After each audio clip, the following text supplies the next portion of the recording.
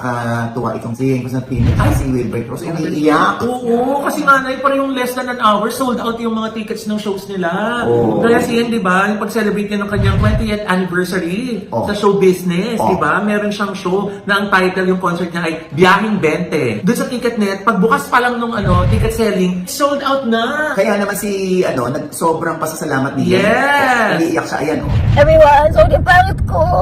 Bakit talaga ako umiyak? Pero kakatawag lang ng manager ko. Gusto ko lang sabihin na salamat sa inyo. Sobrang saya ko. Hindi ako paniwala. Sinold out nyo. Grabe kayo. Salamat. Sobrang salamat sa inyo. I'm so excited to celebrate with you all. Grabe. Grabe kayo. Sobrang salamat. Salamat sa inyo, youngsters. Tsaka talaga. Oh, grabe. Yung ulo ko, parang akong lightheaded na nakukulangan yata ako oxygen. Yun, gusto ko lang sabihin na maraming salamat. Yan, medyo kalma na yung heart ko.